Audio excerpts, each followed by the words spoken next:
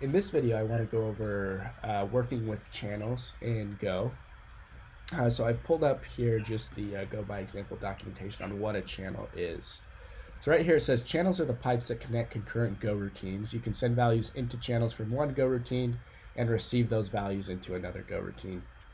And so channels are kind of the building block of concurrent programs in Go, because they allow communication between those between different components of your application that may be concurrent. So let's first talk about how we make a channel. So it's super easy. We say channel, or whatever your name is. You can say my channel. My name is Clark, so I can say Clark, but I'm going to go with channel, and then we'll say make, and then we say chan, and then we have to declare the type of value that's going to be passed around on that channel. So we could say bool, we could say string, we could even say interface, and pass around any value on this channel and then coerce it into some other type later. But in this case, for simplicity, let's just use booleans, and we will just deal with trues and falses for the sake of this video. So this is how you make a channel. This channel is now made, and we can use it to communicate between different Go routines, or even our main and another Go routine, and that's exactly what we're going to do right now. So let's talk about sending and receiving values on a channel. Sending and receiving values is just as easy as making a channel. That's not what I wanted. What we do here is, in order to send a value on a channel, you'll use the left arrow, like the left alligator thing, and then a hyphen. I have ligatures on, so that's why it's kind of turning into an arrow here. But as soon as you do this, then you can pass a particular value into the channel. So in this case, our channel is a Boolean channel, so we can pass true, or we can pass false. But we can't pass something like 0 or some string of some kind. It's got to match the type. So we can pass true in there. So let's just see what happens when we send a value to this channel that we've just made. So I'm going to go over to my terminal here. I'm going to do go run and then my file name.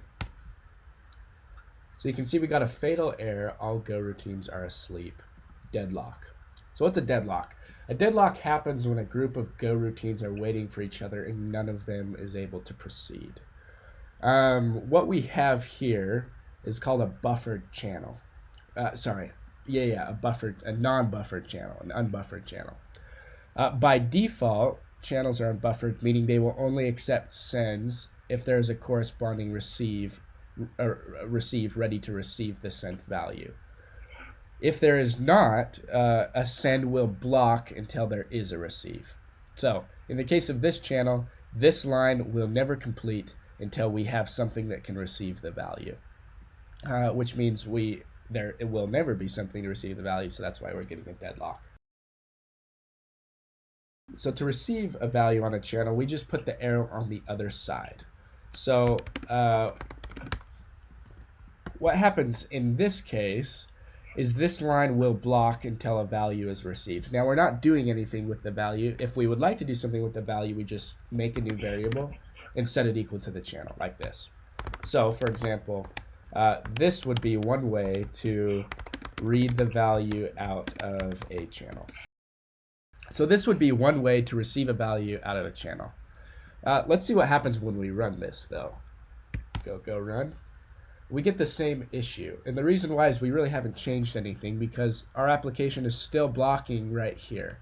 At the time that we're sending the value, we never have a receiver. And so we need to set up a receiver before we set up a sender, in the case of an unbuffered channel, which is what we have. And we'll talk about what a buffered channel is in a second.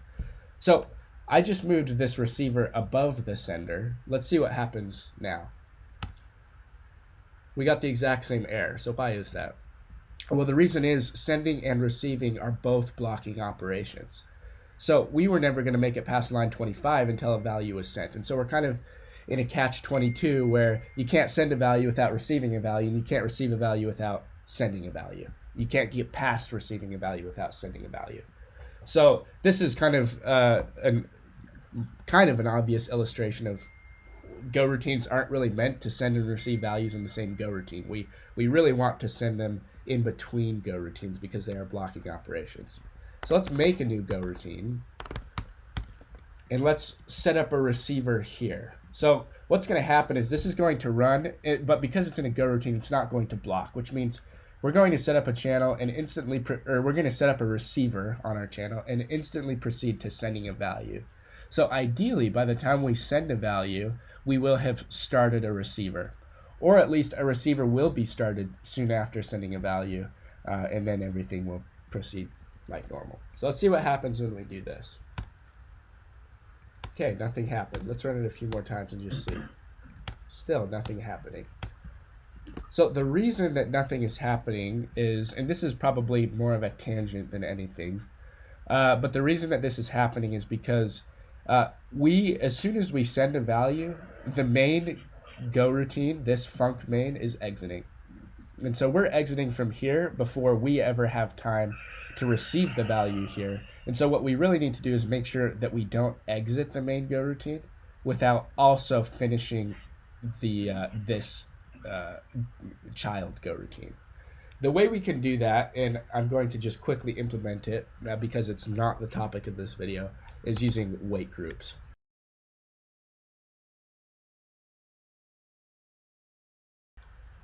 So I've implemented a wait group. I've incremented the wait group by 1 because we're starting one go routine. And then I call waitGroup.done to de-increment the wait group. And then at the end here, I call waitGroup.wait. And what this effectively does is it makes sure that this blocks until all of the dones have been called for their associated adds. So in this case, we would expect to get our values. Let's go ahead and run that. There we go, got value true. If we wanted to send a different value on the channel, we could do that as well. False, perfect. So now that that appears to be working great, we're sending and receiving on our channel. So let's talk about closing a channel, and after we talk about closing a channel, we'll talk about buffered channels. So there is really only one reason to close a channel that I'm aware of, and feel free to correct me if I'm wrong, but the primary reason to close a channel is to inform receivers that there are no more values, which in most cases is not a big deal, but I will illustrate one case where informing a receiver that the channel is closed, i.e. there are no more values that are being sent, is critical. I'm going to illustrate that right now. So let's say that instead of sending one value, we wanted to send a set of values. So what I'm doing is I'm going over and I'm sending 10 trues over the channel. And instead of going like this and doing 10 receives, what I'm going to do instead is set up a for loop that iterates over the channel and logs out the values. This should iterate over every value sent on the channel and print out a log for it. So we'd expect 10 logs. Now let's see what happens when we run this. Okay, so we got 1, 2, 3, 4, 5, 6, 7, 8, 9, 10. And then we got a deadlock. And the reason we got a deadlock is because we were arranging over this channel and we don't ever know if there are ever going to be more values, because channels are kind of an asynchronous thing. We kind of just open them and we wait for values to come to us over time. And so we have to explicitly tell this range operator that there will be no more values on this channel, so don't wait for them. We're deadlocking right here. That's the problem. So we can do that by, after sending all the values, we can send a close channel. We can close the channel by saying close channel. So let's go ahead and test this out.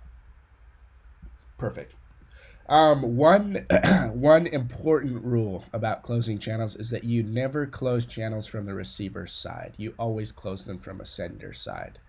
The reason for that is if you were to, in fact, let's illustrate that right now. Let's close the channel after the first value. If you send to a closed channel, you'll get what's called a panic, which means your application has crashed. We can go ahead and do that. We see we get a panic send on closed channel. And so the safest way to prevent closing channels and sending values later is just to never close them from the receiver. Always close them from the sender, so you can guarantee that the sender won't send more values. Okay, so this works great. Now let's look at our last example. We want to look at what a buffered channel is. So let's go back to our first example. So we were sending a true on the channel, and what was happening is we were getting a deadlock. And the reason is because there was not a corresponding receiver for the sender. But what buffering does, it allows you, in fact, it says it right here, buffer channels accept a limited number of values without a corresponding receiver for those values. So the way to set up a buffer channel is just to use the second parameter of the make and provide the size of the buffer that you want. So in this case, we're saying you can support up to one value being sent without a corresponding sender. So if we run this, you can see that nothing happened, which is better than what happened before, which is a deadlock. So let's try and send 2 values to a buffered channel with a buffer size of 1.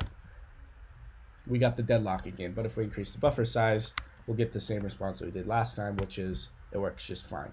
And so that's what buffers allow you to do. Buffered channels allow you to do. In some applications that I've worked on in the past, what you have is multiple different components that use channels to communicate with each other, but there's no guarantees that your receivers are going to be up and waiting before your senders are.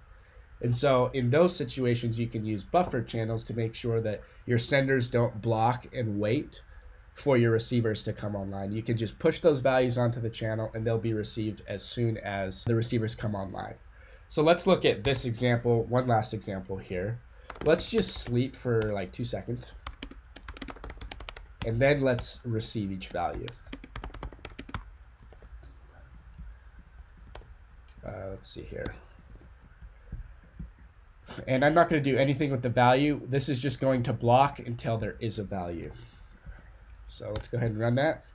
You can see we wait for 2 seconds and then we exit, which means that we did successfully receive every value off of the channel. Now, if we waited for a third, this obviously wouldn't work because we're not sending a third. We got our deadlock again. But if we just receive 1, we'll be just fine because the buffer size of our channel is 2. And at this point, after we've received 1, then there's only 1 value in a channel with a buffer size of 2. So a lot of examples there. I hope that wasn't super confusing, but I just want to illustrate how buffers can be used, how buffer channels can be used.